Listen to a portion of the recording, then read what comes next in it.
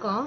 நாங்க மும்பையிலேருந்து இவ்வளோ தூரம் வந்திருக்கோம். இந்த கோயிலை பார்க்கணும்னு சொல்லிட்டு நிறைய பேர் சொன்னாங்க. கங்கை சோழகொண்டான் கோயில் ரொம்ப பெருமை வாய்ந்ததுன்னு.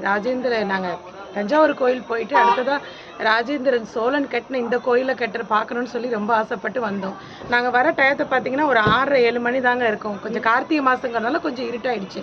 சரி போயிடலாம், கோயிலுக்கு 7 மணி தானே ஆகுதுன்னு சொல்லி வந்து பார்த்தா எங்களுக்கு அந்த கோயில் எந்த ஒரு ஃபுல்லாக பார்த்தீங்கன்னா லைட்டே இல்லை எந்த இடத்துலையும். வெறும் சாமி கருவறை மட்டும்தான் எங்களுக்கு சாமியை தான் கும்பிட முடிஞ்சதே ஒழிய வெளியில் உள்ள ஒவ்வொரு சிற்பங்களையும் எங்களால் ஒன்றுமே பார்க்க முடியல. எங்களுக்கு ரொம்ப கஷ்டமாக இருந்தது.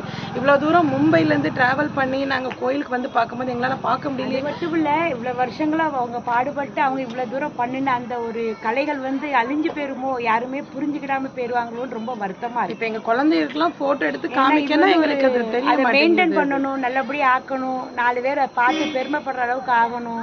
அதுக்கெல்லாம் லைட் இருந்தால் தான் ஒரு 10 பேர் வருவாங்க, நிறைய பேருக்கு தெரியும். ஐயா உங்களோட கருத்தை சொல்லுங்க. ஐயா நீங்கள் சொல்லுங்கள், நீங்கள் கருத்தை சொல்லுங்க.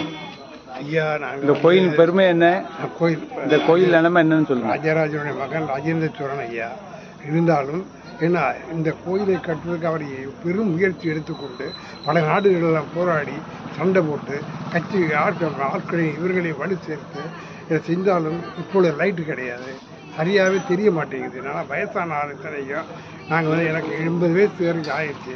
ஏன்னா ஒன்றுமே தெரியல, லைட் வசதி. நீங்கள் எங்கேருந்து வந்திருக்கீங்கயா? எங்கேருந்து வந்திருக்கீங்க? டோம்பிவேலி, பாம்பேலேருந்து வந்திருக்கோம் நாங்கள் எல்லாருமே. என்னோட அப்பா எல்லாருமே. கோயிலை பார்த்தீங்கன்னா வெளியில் ஃபுல்லாக இருள் சூழ்ந்து தாங்க இருக்குது. இதுக்கு ஏதாவது ஒரு முயற்சி பண்ணி கண்டிப்பாக எங்களுக்கு ஒரு வழி சொல்லணும், அதுக்கு ஒரு பதில் வேணும். அதுக்காகவே இந்த வீடியோ நாங்கள் பதிவு பண்ணியிருக்கோம்.